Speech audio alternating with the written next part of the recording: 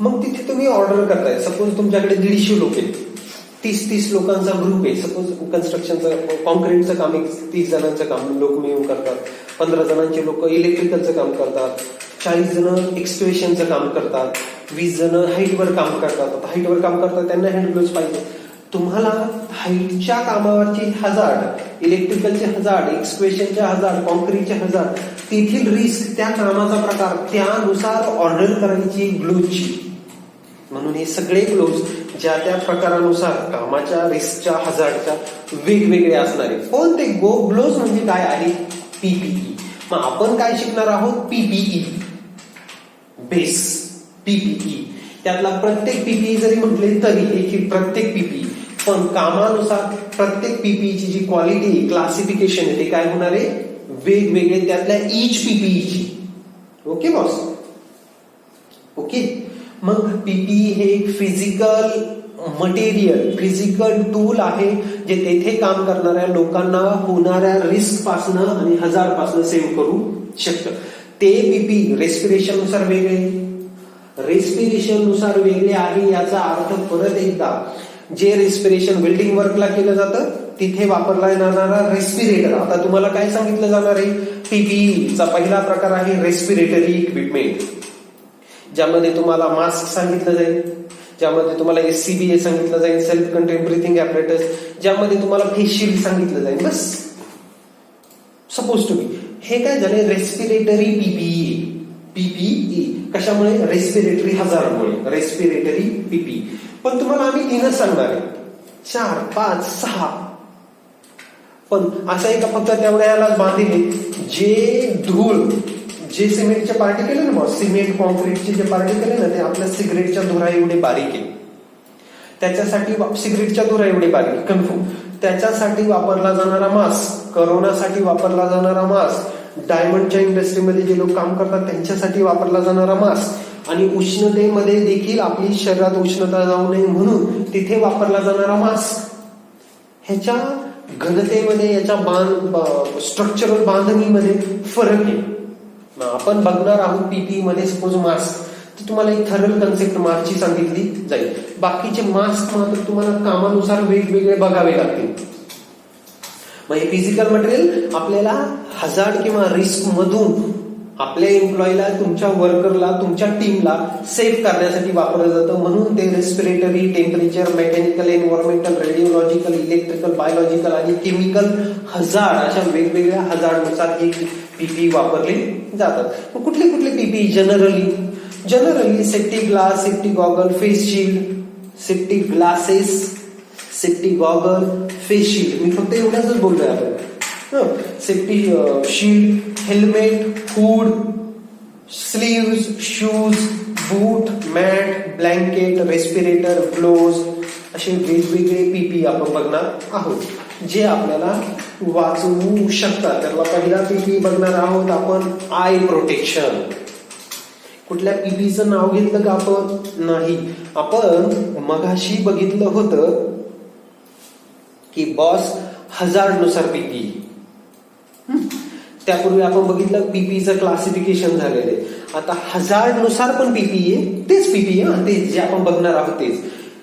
Classification पण पीपीईचं आहे. आणि आता आपण ऑर्गन पकडला, ऑर्गन. आता आपण काय म्हटलं? Eye protection.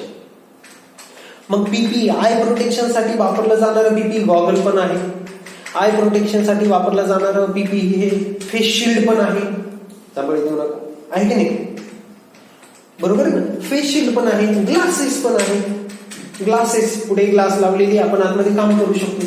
म्हणून तुम्ही असं बांधील राहू नका की हजार्डनुसारच तुम्हाला क्लासिफिकेशन पुढे करावं लागेल. आता तुम्हाला क्लासिफिकेशन करायचंय ते पेपर लिहिण्यासाठी करायचंय, ते सोडूनच द्या. पण याचा अर्थ पेपर लिहिण्यासाठी तुम्ही क्लासिफिकेशन नाही करत.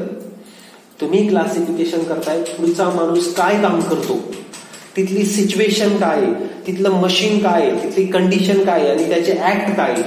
त्यानुसार तुम्हाला त्याला गॉगल द्यायचं, त्यानुसार तुम्हाला त्याला फेस शिल्ड द्यायचा, त्यानुसार त्याला फक्त हुड द्यायचं का त्याला सेफ्टी ग्लासेस द्यायचे, हे तुम्ही परिस्थिती बघून समजून घेणार आहोत.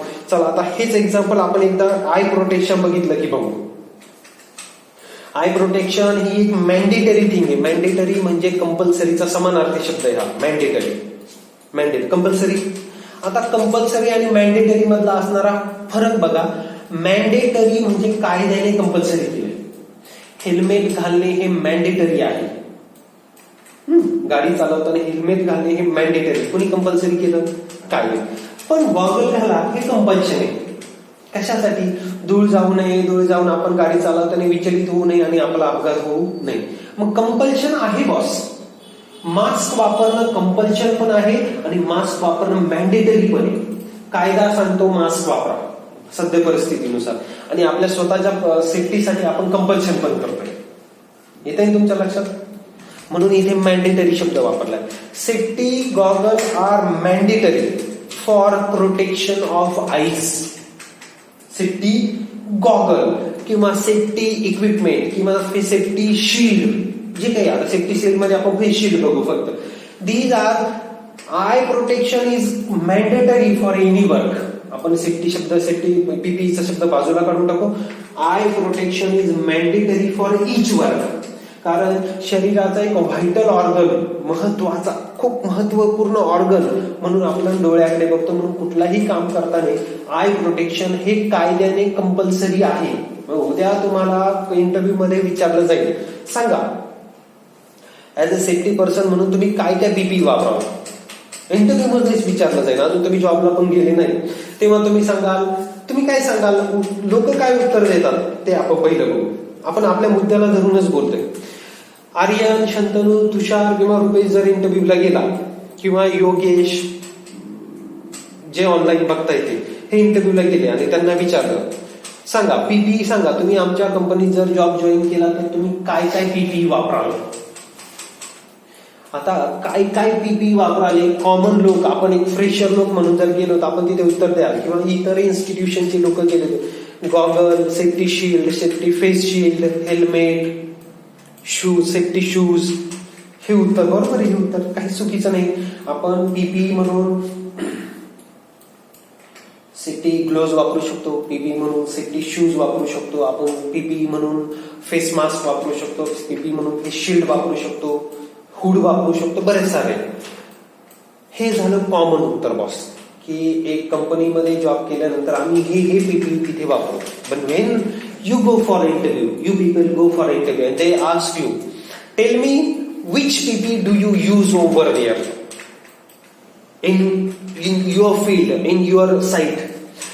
Don't answer them like a common people. Answer them.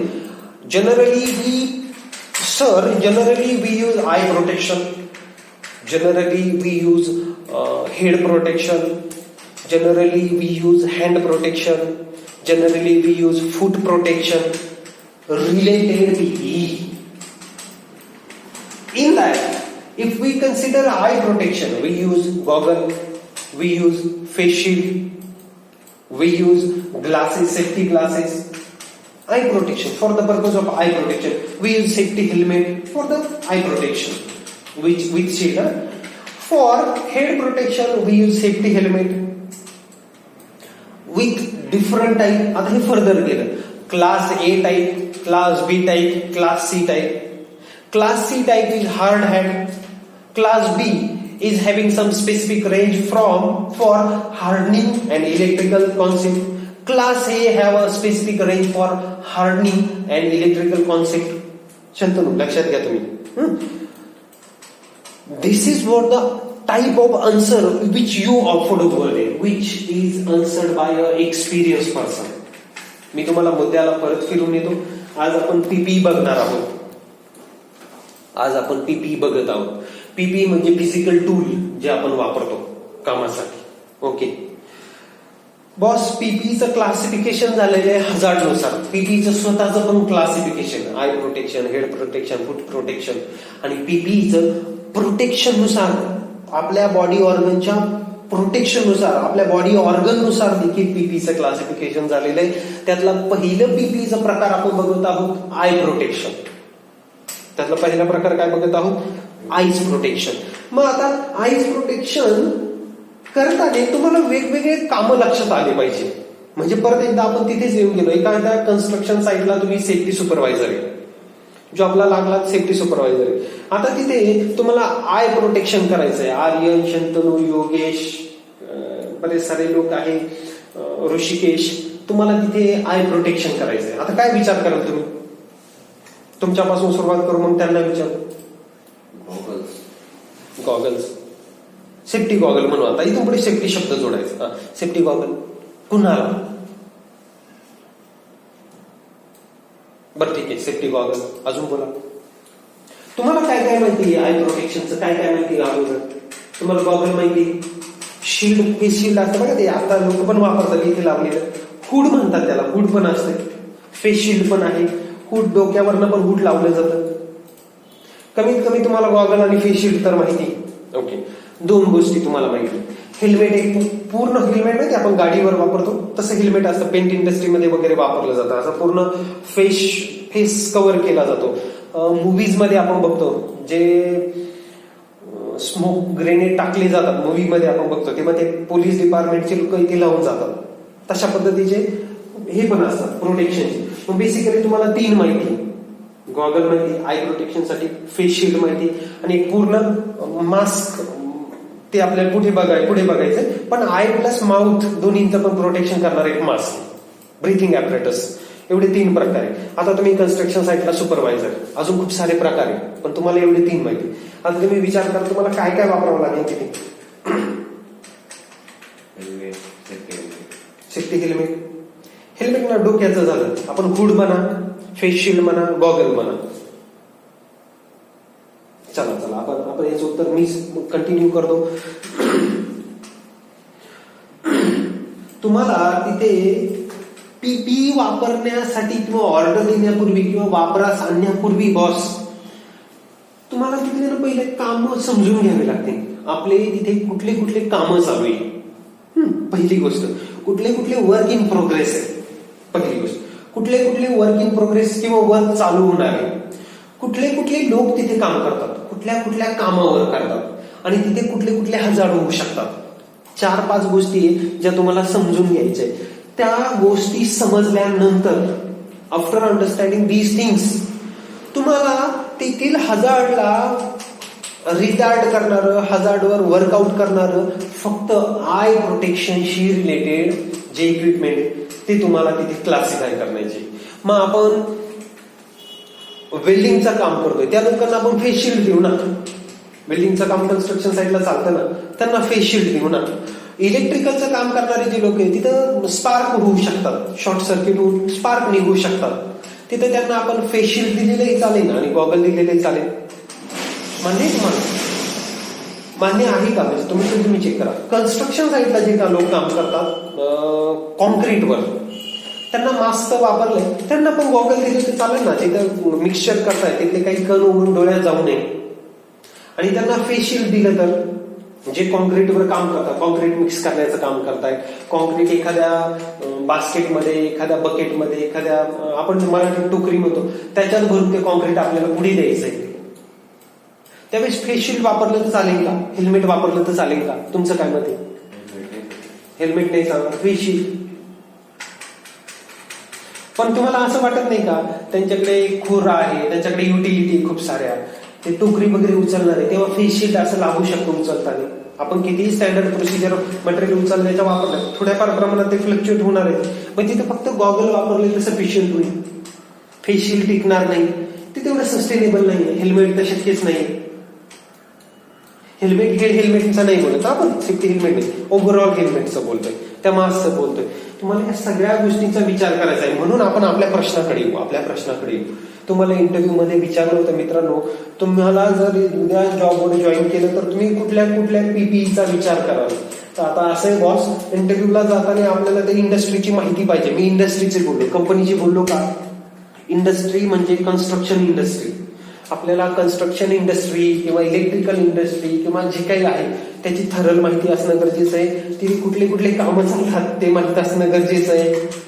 आणि त्यानुसार तुम्हाला उत्तर असं नाही द्यायचंय कुठले कुठले पीपी सर, मी उद्या कामाला जॉईन झालो की मला तिथे सेफ्टी गॉगल अवेलेबल करणं गरजेचं आहे, सेफ्टी शील्ड अवेलेबल करणं गरजेचं आहे, फेस शील्ड असं उत्तर न देता तुम्ही उत्तर देणार आहे. तुम्ही rather than using these concept, sir, we can say that when I join in tomorrow job, I consider to be eye protection related PP, I consider to be food protection related PP, I consider to be hand protection related PP. मग त्यामध्ये तुम्ही further answer देऊ शकता. When we consider eye protection, sir, we have to go for a goggle as per the work criteria. We have to go for a shield, face shield as per the criteria. We have to go for mask and eye protection as per the criteria of work. It depends on condition, it depends on work, it depends on employee, it depends on worker, it depends on hazard, and it depends on risk. We have to use PPE over there. So I cannot specifically elaborate, I cannot specifically convey you, I cannot specifically interpret you which PPE we have to use over there tomorrow. It depends on risk, it depends on employee, it depends on worker, on the dependency of their maturity, on dependency of condition. So sir, as per the theory or as per the concept which I know, whenever we use tool for protection of employee and protection of industry, when we use tools to minimize loss, we have to go over there and find out the unsafe action and unsafe condition from the place. So when I visit to field, when I visit to floor, when I visit to workplace, I basically go over there and find out the condition and action which taken place over there, and as per the condition and action, I find out the hazard and risk. I find out the caliber of employee. I can try to find out the caliber of supervisor and their work criteria. And on that all basis, work condition, act, maturity of workers, availability and attemptability of supervisor, I find out which type of PPE required over there, and I will furnish the report. I will update you very soon. When I join the work, what type of PPE we require. But still, if you ask me on the same concept, I say that I use over there head protection, eye protection, hand protection, foot protection, overall protection, respiratory protection, temperature related protection, radiological protection. But it depends on. तुम्ही असं बोलल्यावर तो म्हणेल radiological protection. Why it is? Sir, as per my knowledge, if it is a construction site, there is a chances of welding work, there is a requirement of radiological protection. If it is a manufacturing unit and if we use mechanical things over here, there is some electrical work also. In electrical, sir, what is meant by radiological? Extra rays we generated called as a radioactive things. Basically, when sun rays come in straight line, it also generates radiology. So, worker कुठे काम करतात? On that basis, I consider which type of PPE used over there. Hence, I said radiological protection. ह्या पद्धतीने तुम्ही जर एकाच प्रश्नाचं proper उत्तर दिलं बॉस, तुम्हाला पुढचे प्रश्नच विचारले जाणार नाही. म्हणून कुठलाही इंटरव्ह्यू हा 3 मिनिटं, 15 मिनिटं, 45 मिनिटं चालतो. कुठलाही इंटरव्ह्यू 1 राऊंड, 2 राऊंड, 3 राऊंड ते 5 राऊंड चालतो. स्पेसिफिकली 2 राऊंड ते 5 राऊंड इंटरव्ह्यू चालतो. 1 round what a question we have discussed over there on that basis, आणि 1 राऊंड लीगल डॉक्युमेंट सबमिट करण्यासाठी, साइन सिग्नेचर, पेमेंट कंपन्सेशन, आपल्याला फॅसिलिटी कुठल्या मिळल्या, HR शी काय बोलणं झालंय, काय करायचंय याच्यासाठी 1 round. There are 2 basically rounds. Apart from these 2 rounds, depend on organization. Suppose if you go for Ashoka Buildcom for an interview purpose, there are few standards. If you go for Excel Gas, there are few standards. If you go for L&T, there are few standards. But boss, every time standard are not followed. It depend on you, how you, in which way, how deliberately you respond to interview. Hence, from last 15 to 20 days, we are not going to learn PPE. We are not going to learn investigation. We are going to understand the concept of PP. We are going to understand the concept of investigation.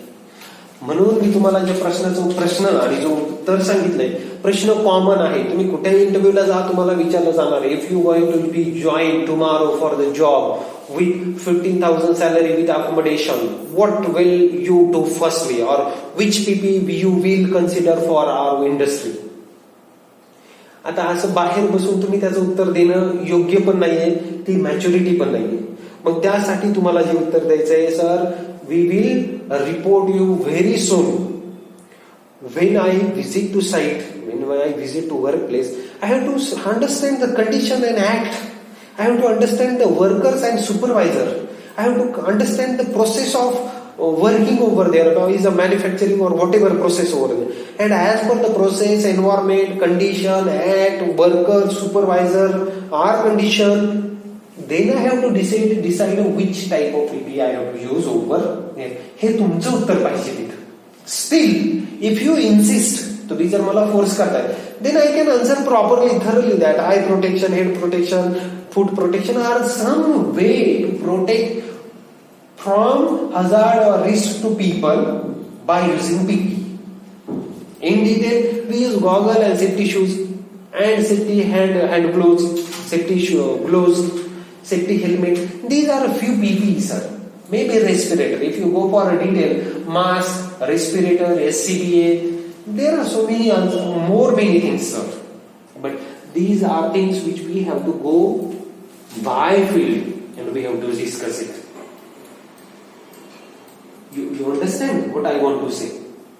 This is what the thing you have to explain in interview. And ह्या पद्धतीने आपल्याला interview face करायचा आहे, म्हणून आपल्याला ह्या पद्धतीने पीपी शिकायचे. नाहीतर मी तुम्हाला थरली सांगेन, पीपी मध्ये आहे सेफ्टी गॉगल, पीपी मध्ये आहे सेफ्टी ग्लासेस, पीपी मध्ये आहे फेस शिल्ड, जे आपण वेगवेगळ्या कामानुसार तिथे वापरतो. दुसरं पीपी आहे हेड प्रोटेक्शन. हेड प्रोटेक्शन साठी आपण वापरतो सेफ्टी हेल्मेट. ह्या सेफ्टी हेल्मेटचे 3 क्लास आहे, क्लास ए, क्लास बी आणि क्लास सी. त्यानंतर आपण पीपी मध्ये वापरतो हँड ग्लोव्ज. ह्या हँड ग्लोव्हच्या कामानुसार किंवा मॅन्युफॅक्चरिंग नुसार प्रकार पडतात. कॉटनचे हँड ग्लोव्ज आपल्याला माहिती, आपण हिवाळ्यात वापरतो. केमिकल कंपनीमध्ये सिंथेटिक हँड ग्लोव्ज वापरतात. इलेक्ट्रिकल मध्ये ऍस्बेस्टॉस किंवा करंट पास होणार नाही असे वापरतात. उष्णतेमध्ये अल्युमिनियम प्लस ऍस्बेस्टॉसचे हँड ग्लोव्ज वापरतात. त्या पुढचं आपण बघणार आहोत फूट प्रोटेक्शन.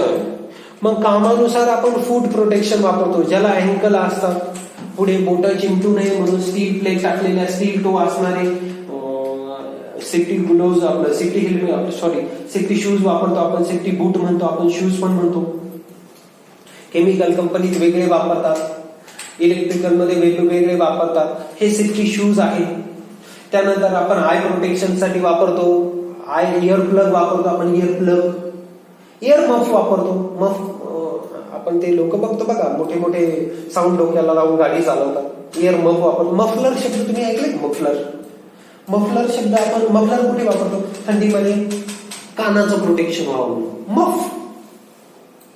मफ कान मफ केले जातात पूर्ण. आणि इयर प्लग म्हणजे छोटे 2 प्लग असतात कापसासारखे, ते आपण कानावर टाकून देतो. मग अशी इयर प्लग वापरतात, इयर मफ वापरतात. हे काही पीपी वापरतात. याच्यामध्ये काही रेस्पिरेटरीचे पीपी आहे, ज्यामध्ये रेस्पिरेटरमध्ये मास्क वापरतो आपण. त्या मास्कचे वेगवेगळे प्रकार, डस्टच्या प्रकारानुसार. त्यानंतर आपण SCBA वापरतो, ज्यामध्ये ऑक्सिजनचा टँक असतो. झालं बॉस.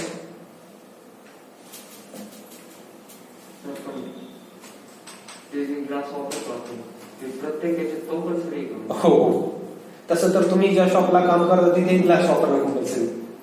तुम्ही काच बदलता ना, कुठली ग्लास म्हणतात त्याला, मोबाईल वर वरती ग्लास, सॉरी स्क्रीन गार्ड बदलता ना, तुम्हाला त्याला ते बदलण्यापूर्वी मास्क आणि हे वापरणं कंपल्सरी. प्रत्येक इंडस्ट्रीत आय प्रोटेक्शन गरजेचं आहे. प्रश्न खूप छान विचारला तुम्ही, का बरं? प्रश्न खूपच छान वापरला. का बरं आपण पीपी वापरतो? खरं उत्तर तर by book, by concept, by legally कुठली रिस्क असेल त्याच्यापासून प्रोटेक्शन करण्यासाठी. पण रिस्क पासनं प्रोटेक्शन किंवा हजार्ड पासनं प्रोटेक्शन कशाचं करायचं आपल्याला? आपल्या ऑर्गनचं. आपण जॉब कशासाठी करतो? ह्युमनला सेव्ह करण्यासाठी, लॉस कमी करण्यासाठी करतो. पण जॉब कशासाठी करतो?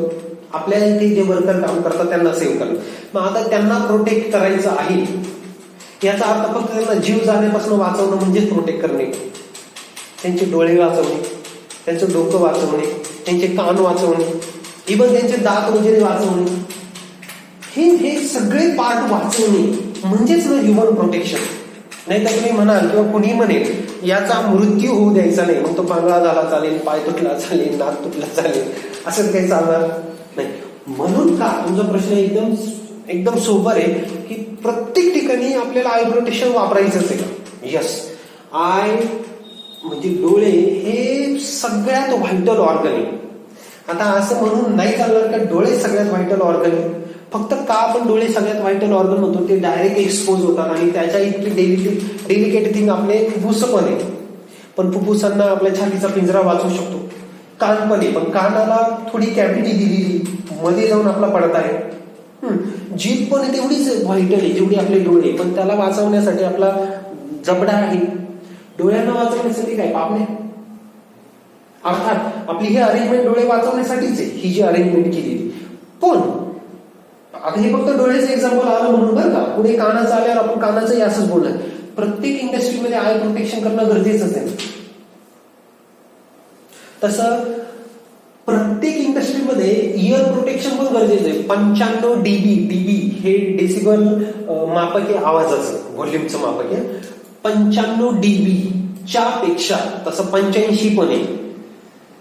मध्ये तर 75 वर पण आलं होतं. पण एक स्टँडर्ड लक्षात ठेवा, कधीतरी गडबड होईल, कुठेतरी 90 डीबी पण येईल, कुठेतरी 95 डीबी पण येईल, फ्लक्च्युएशन होईल. काही ठिकाणी 90 डीबी आहे, काही ठिकाणी 95 डीबी. 95 डीबी पेक्षा जास्त आवाज मान्य नाही, म्हणून आता डीजे वर बंदी आली बघा. 95 डीबी पेक्षा जास्त आवाज आपल्या कानाला अलाउड नाही. म्हणून तुम्ही अँड्रॉइड फोन मध्ये आवाज वाढवायला गेले की एका लेवल नंतर तुम्हाला वॉर्निंग येते की नाही आवाज वाढवताना. 95 डीबी पेक्षा जास्त आवाज अलाउड नाही. पीपीई सगळीकडे वापरणं कंपल्सरी, प्रत्येक ठिकाणी वापरणं कंपल्सरी. कशासाठी? तर माणसाचा जीव वाचवणे म्हणजे त्याचा प्रत्येक ऑर्गन वाचवणं. मग डोळ्याला काय इजा करून जाईल सांगता येते का? कानाला काय इजा करून जाईल? हा, कानाला तरी आपल्याला स्पेसिफिकली माहितीच आहे, आवाज इजा करेल किंवा कोणी झापड मारली तर कान फुटेल वगैरे, काही फटका लागला तर होईल. पण डोळ्याला सांगता येत नाही. प्रकाश करू शकतो, धूळ करू शकते, पार्टिकल करू शकतो, एखादा फटका करू शकतो, आपलाच हात आपल्याला करू शकतो, काही उडाल इकडून तिकडून ते करू शकतं, अल्ट्राव्हायोलेट रेज करू शकता, खूप सारी उष्णता करू शकते डोळ्याला इजा. म्हणून तर तोच आपला प्रश्न आहे शंतनू. परत आपण तिथेच आलो. पीपीई ना, तुम्ही पीपीई हे पाठ करू नका किंवा पीपीई हे तुम्ही ग्राह्य धरू नका किंवा पीपीई मग तुम्हाला सांगताय किंवा बुक तुम्हाला सांगताय त्यावर थांबू नका. तुम्ही एकतर पीपीई वर थांबूच नका. पीपीई म्हणजे तुम्ही असं मानूच नका सेफ्टी गॉगल वगैरे. पीपीई म्हणजे तुमच्या म्हणजे वर्करच्या ऑर्गननुसार, बॉडीनुसार, तिथल्या जो काही तिथे होणारा जो अपघात आहे किंवा जी रिस्क आहे किंवा हजार्ड आहे त्याच्यानुसार होणारा जो आघात आहे त्याच्यानुसार तुम्हाला पीपीईचा विचार करायचा आहे. पीपीईचा विचार करायचा आहे तुम्हाला तुमच्या शरीरानुसार आणि लोकांच्या शरीरानुसार. पीपीईचा विचार करायचा आहे कामानुसार, की पीपीईचा विचार करायचा तिथल्या कंडिशननुसार. नाहीतर वेल्डिंग वर्क करणाऱ्या माणसाला तुम्ही कव्हरऑल घातलं नाही जमणार, मग तो वेल्डिंग कसा करेल? त्याऐवजी वेल्डिंग करण्यासाठी त्याला स्पेसिफिक पीपीई दिले, ओके बॉस, त्याला अर्थात त्याला कव्हरऑल घालणं गरजेचं आहे. पण तुम्ही प्रत्येक कामासाठी जर कव्हरऑल म्हटले तर शक्य होणार नाही. तुम्हाला तिथली कंडिशन बघायची. मग वेल्डिंगच्या कामाला काय म्हणतात ते शील्ड पण केलं जातं. जिथे तो माणूस काम करतो तेवढ्याला शील्ड केलं जातं. पण आता तिथे जर 6 लोक काम करताय, 6च्या 6 लोकांना जर कव्हरऑल घातलं आणि जर उन्हाळ्याचे दिवस ते म्हणून जातील ना, कॉमन थिंग. हिवाळ्यात मान्य मला किंवा कुणालाही मान्य करावं लागेल कव्हरऑलने. आपल्याला एक तर थंडीही वाजणार नाही, उष्णता पण झाली तर ती जाणवणार नाही. उन्हाळ्यात जर तुम्ही पूर्ण कव्हरऑल घातलं, वेल्डिंग मध्ये उष्णता निघते, अल्ट्राव्हायोलेट रेज पण निघतात, ते पण उष्णता असतात. वातावरण पण तापलेलं म्हणजे कंडिशन पण तापलेली, बाहेर सूर्याकडनं पण तापलेली, वेल्डिंग मधनं तापलेली, तुम्ही त्याला कव्हरऑल दिलं, बाहेर एसी लावला, किंवा शेजारी एसी लावला, याला काही अर्थच नाही ना. त्यावेळेस तुम्हाला वापरायचे पीपीई आणि हिवाळ्यात वापरण्याचे पीपीई याच्यामध्ये थोडं तर क्लासिफिकेशन करावं लागेल ना, का नाही करणार? म्हणून पीपीई हे बुकमध्ये सांगितले ते नाही, ते तर तुम्हाला आलेच पाहिजे. पण पीपीई हे कंडिशननुसार, स्ट्रक्चरनुसार, कामानुसार, माणसानुसार वापरणं गरजेचं आहे. आणि ते आपल्याला पुढे शिकायचे आहे. त्यातलं पहिलं पीपीई, आता जे आपण वाचले खूप सारे पीपीई, त्यातलं पहिलं पीपीई आपण ठरवणार आहोत आय प्रोटेक्शन नुसार.